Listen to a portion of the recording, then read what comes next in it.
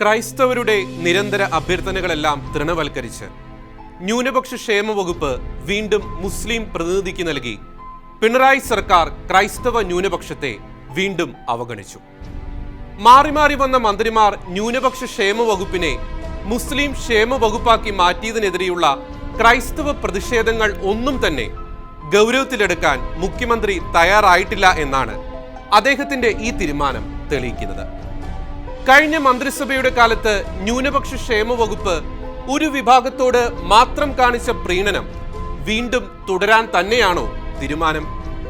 പക്ഷപാതപരമല്ലാതെ ഈ വകുപ്പ് എല്ലാ ന്യൂനപക്ഷങ്ങൾക്കും ഗുണകരമാകുന്ന രീതിയിൽ കൈകാര്യം ചെയ്യപ്പെടാനുള്ള ഒരു നിർദ്ദേശമായാണ് മുഖ്യമന്ത്രി തന്നെ ഈ വകുപ്പ് ഏറ്റെടുക്കണമെന്ന തികച്ചും ന്യായമായ ആവശ്യം KCBC media commission chairman Mar Joseph പാംബ്ലാനിയും ചങ്ങനാശ്ശേരി അതിരൂപതയും മറ്റ് നിരവധി ക്രൈസ്തവ സംഘടനകളും മുഖ്യമന്ത്രിയുടെ മുമ്പിൽ വെച്ചത്.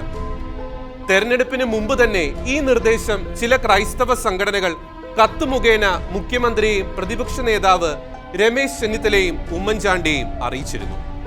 അങ്ങനെ പ്രത്യേകമായി ആവശ്യപ്പെടാൻ ക്രൈസ്തവ സംഘടനകളെ പ്രേരിപ്പിച്ച കാരണങ്ങൾ നിരവധിയാണ്.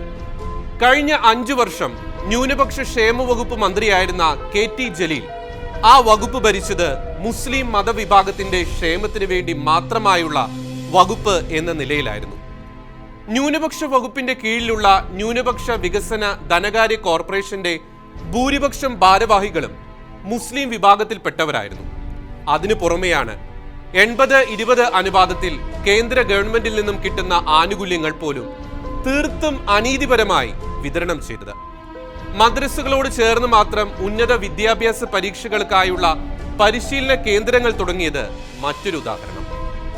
വർഷങ്ങളോളം ന്യൂനപക്ഷങ്ങളിലെ ഭൂരിപക്ഷ സമുദായാംഗങ്ങൾ മാത്രം കൈകാര്യം ചെയ്തിരുന്ന ന്യൂനപക്ഷ ക്ഷേമ വകുപ്പ് ഇത്തവണയെങ്കിലും ക്രൈസ്തവ സമുദായങ്ങൾക്ക് നൽകുക എന്നത് ഏറ്റവും കുറഞ്ഞ നീതി നടപ്പാക്കലായിരുന്നു. എന്നാൽ ന്യൂനപക്ഷ ക്ഷേമ വകുപ്പ് മുഖ്യമന്ത്രി തന്നെ ഏറ്റെടുത്ത് തുല്യനീതി നടപ്പാക്കുക എന്നായിരുന്നു ക്രൈസ്തവർ അപ്പോഴും ആവശ്യപ്പെട്ടത്. ഒടുവിൽ വിഭജനം കഴിഞ്ഞപ്പോൾ വീണ്ടും ന്യൂനപക്ഷ ക്ഷേമ വകുപ്പ് മുസ്ലിം പ്രതിനിധി തന്നെ.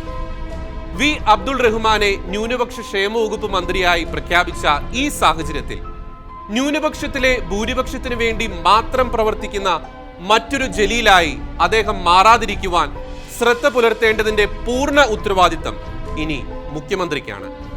ആ ഉത്തരവാദിത്തം മുഖ്യമന്ത്രി നിറവേറ്റിയില്ലെങ്കിൽ കഴിഞ്ഞ വർഷങ്ങളിൽ ന്യൂനപക്ഷ ക്ഷേമ വകുപ്പിൽ നടന്ന അനീതികൾ ഇനിയും ആവർത്തിക്കപ്പെടുക തന്നെ ചെയ്യും.